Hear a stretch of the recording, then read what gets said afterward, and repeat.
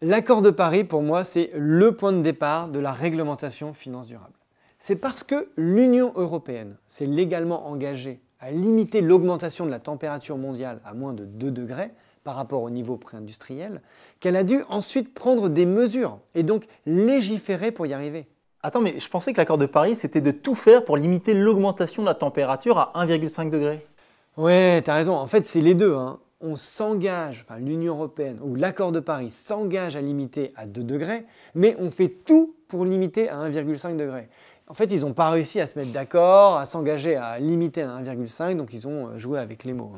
Exactement. Et donc, pour arriver à limiter le réchauffement climatique à 2 degrés et faire les meilleurs moyens pour ne pas dépasser 1,5, bref, pour y parvenir, l'accord de Paris établit des engagements nationaux de réduction des émissions de gaz à effet de serre qui sont appelés les contributions déterminées au niveau national, c'est-à-dire les CDN, qui doivent être révisées et renforcées tous les 5 ans.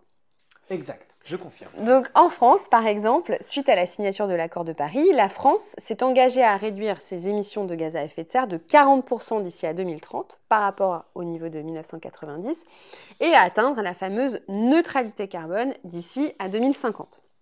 Elle s'est d'ailleurs aussi engagée à réduire de 50% la consommation d'énergie finale à horizon 2050. Ouais. Et pour revenir sur mon ami McCartney, c'est lors de l'accord de Paris, donc en décembre 2015, qu'il a créé, Marc, la TCFD, la Task Force on Climate Related Financial Disclosure. Et la TCFD, c'est pas vraiment une réglementation, c'est pas à confondre avec la SFDR, ça n'a rien à voir. Enfin, si, ça c'est une autre pièce du puzzle. Exactement. La TCFD a été créée pour aider les entreprises et les investisseurs, les financiers, à mieux comprendre et à mieux gérer surtout les risques financiers liés au changement climatique. Et l'idée est de dire que ce qui peut être mesuré peut être géré. La TCFD, c'est un rapport très normé où les investisseurs doivent présenter les risques climatiques. On demande aux investisseurs de mesurer leurs risques et ensuite on leur demande comment ils vont les gérer.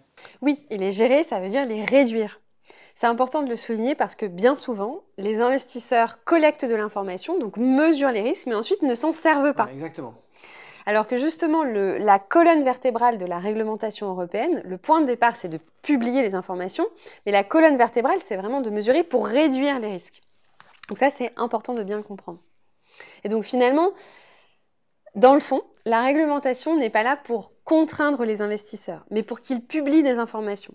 L'idée sous-jacente, c'est de dire que c'est parce que les investisseurs vont publier des informations sur les risques, et donc en prendre conscience, publier leur bilan carbone, publier les montants investis dans des actifs verts, prendre conscience des risques pour ensuite gérer et donc réduire les risques. Yes, tout à fait. Je suis complètement d'accord avec ce que dit Anne-Sophie. Et le deuxième objectif de l'accord de Paris, pour revenir sur l'accord de Paris, c'est le fait que les pays sont engagés à mobiliser des financements pour soutenir les actions climatiques des pays en développement et notamment pour les aider à s'adapter aux impacts du changement climatique. Et cet engagement, donc petit 1, financement de la transition énergétique et climatique, et petit 2, financement des pays de cette transition dans les pays en développement, va donner naissance à 2 choses importantes. La première chose, c'est la taxonomie, qui va permettre d'évaluer le montant des financements qui sont fléchés vers des investissements durables d'un point de vue climatique. Petite parenthèse, c'est une autre pièce du puzzle. Et ensuite, petit 2, le développement du marché volontaire des crédits carbone, autre pièce du puzzle. On vous enverra le puzzle à la fin, pour ceux qui ont des bonnes notes. Donc le développement du marché volontaire des crédits carbone. Et donc les entreprises, via ce marché, vont financer des projets de décarbonation partout dans le monde. Voilà, concentrons-nous maintenant un petit peu sur l'Union européenne. Bon, pour rappel de quoi on a parlé jusque-là. 1. De la finance, non pas de la finance avant le Moyen-Âge ou au Moyen-Âge, mais de la finance avant 1980 qui était drivée par les valeurs éthiques et religieuses. Ensuite, on a parlé du sommet de Rio de 1992 où on a pris conscience que le monde n'était pas durable et qu'il y avait des problèmes de climat, de déforestation, de pollution, etc. Ensuite, on a parlé de la prise de conscience des pertes financières pour les assureurs et les banquiers de 2015 avec le fameux discours de McCartney. Et ensuite, finalement, on a parlé de l'accord de Paris aussi en 2015, à la même date que ce fameux discours. Mais Noureddin, note quand même que l'Union européenne n'a pas attendu 2015 et l'accord de Paris pour commencer à s'intéresser à la lutte contre le réchauffement climatique. Elle s'y est intéressée bien avant. Oui, et dès 2008, parce que c'est à ce moment-là qu'elle s'est fixé un objectif de réduction de ses émissions de gaz à effet de serre. En l'occurrence, en 2008, l'Union européenne a dit « Je réduis de 20% mes émissions de gaz à effet de serre d'ici 2020 par rapport au niveau de 1990 ». D'ailleurs, elle a réussi, puisque les émissions de gaz à effet de serre ont baissé de 22% sur la période. Alors là, attention, je me permets d'intervenir. Oui, les émissions de gaz à effet de serre de l'Union européenne ont diminué de 22% entre 1990 et 2020. Mais en fait, c'est principalement dû à la désindustrialisation de l'Union européenne. Les émissions de gaz à effet de serre mondiales ont augmenté entre 1990 et 2020. Ce qui s'est passé, c'est que l'Europe, elle a juste déplacé le problème. Elle importe plus de produits qui ont été fabriqués ailleurs. C'est ce qu'on appelle les émissions importées. Si on considère que l'on comptabilise les émissions de gaz à effet de serre des produits importés en Europe, alors les émissions de gaz à effet de serre par Européen ont augmenté. Attention quand on vous dit qu'un pays ou qu'une région diminue ses émissions de gaz à effet de serre. Il faut prendre les émissions importées pour que le raisonnement soit correct. Et pour le moment, on n'y est pas du tout.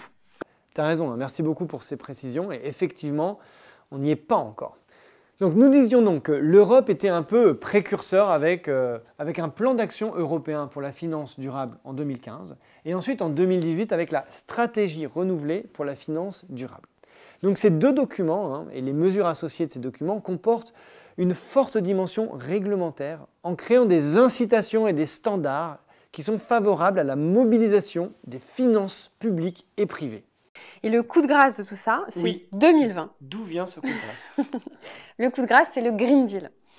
Avec le Green Deal, l'Union européenne vise à faire de l'Europe le premier continent qui est neutre en carbone d'ici à 2050. Bon courage, au passage. Ouais, bon courage. Mais bon courage aussi parce que c'est un document qui est passionnant. Également pour créer des fonds, structurer des fonds durables. Parce que dans ce document, le Green Deal, l'Union européenne liste toutes les propositions, tous les champs d'action en fait pour atteindre la neutralité carbone à horizon 2050. Et dans ce document, elle explique par exemple que d'ici à 2030, le besoin de financement est estimé à 260 milliards d'euros par an. Donc vous voyez, il y a de quoi faire des fonds, je pense. Ouais. Et j'insiste sur ce point, c'est une lecture extrêmement intéressante pour comprendre le plan de l'Europe et donc pour également aussi avoir des stratégies d'investissement durable et peut-être avoir des stratégies d'article 9. Dans ce document, l'Union européenne explique ce qu'elle va financer, pourquoi elle a créé toute cette réglementation durable, etc. Et donc la lecture de ce document, c'est aussi très utile pour comprendre ce qu'est un fonds article 9. Exactement. Et pour finir, je pense qu'il est important de mentionner aussi ce que font les banques centrales. Donc par exemple, au mois de mars dernier, en mars 2023, la Banque centrale européenne a entamé ce qu'on appelle le verdissement de sa politique monétaire. Donc ça veut dire qu'en fait, quand elle achète des obligations sur le marché, elle prend en compte maintenant, dans ses investissements, les émissions de gaz à effet de serre des émetteurs. Ouais. J'insiste sur l'importance de ce point, pour vraiment montrer qu'on est dans un nouveau monde. Le monde change. Jusqu'à maintenant, dans son programme, le quantitative easing, la Banque centrale européenne, qui doit être complètement indépendante, elle achetait des actifs indépendamment de leur couleur, entre le green, le brown, etc. Mais maintenant, la Banque centrale européenne va prendre en compte les émissions carbone des entreprises. L'idée est de surpondérer les sociétés qui ont une intensité carbone plus faible. Et moi, je trouve ça assez dingue. Parce que c'est l'argument ultime pour tous les Européens qui ne croient pas vraiment à l'importance de diminuer ces émissions de gaz à effet de serre et donc de s'aligner à l'accord de Paris. Oui, exactement. Et puis j'ai même un deuxième argument ultime, entre guillemets. C'est que les banques doivent avoir maintenant des ratios de fonds propres minimum qui dépendent aussi de la couleur des investissements qui sont réalisés. Oui, exactement. Et justement, ça, c'est ce qu'on appelle le pilier 1 des accords de Bâle.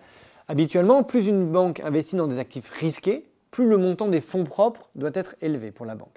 Si la banque investit dans des actions, elle doit avoir plus de fonds propres que si elle investit dans des obligations. Donc, d'un point de vue de l'actionnaire de la banque, il peut être plus rentable d'investir dans des obligations, car je mets moins de capital en face, donc j'ai un effet de levier plus important. Bien, exactement. Et bien justement, il est question au sein de l'Union européenne d'intégrer les questions climatiques dans le calcul des fonds propres. Donc par exemple, si tu investis dans une éolienne, tu dois mettre moins de fonds propres que si tu investis dans un hôpital ou dans, des énergies fossiles. Car les actifs dits verts, ou bien alignés à la taxonomie, ou bien qui ont une intensité carbone plus basse, vont nécessiter demain moins de fonds propres. Et donc vous avez peut-être entendu parler du Green Supporting Factor ou bien du Brown Penalizing Factor. Et tout ça, c'est ce qu'on appelle la réglementation prudentielle. Autre pièce du puzzle. Et pour ceux qui connaissent, même les piliers 2, donc qui concernent la supervision, et le pilier 3 vont être modifiés. Donc tout ça montre bien qu'aujourd'hui, la finance durable n'est pas simplement une tendance et une mode, et qu'elle est aussi réglementaire. L'Union européenne oblige les acteurs financiers à privilégier certains actifs. On ne parle pas simplement du climat, mais c'est bien plus large. Il y a aussi les thématiques de durabilité qui sont l'eau, les déchets, l'économie circulaire, la pollution, la biodiversité en général. Et on va vous parler de tout ça en continuant cette formation.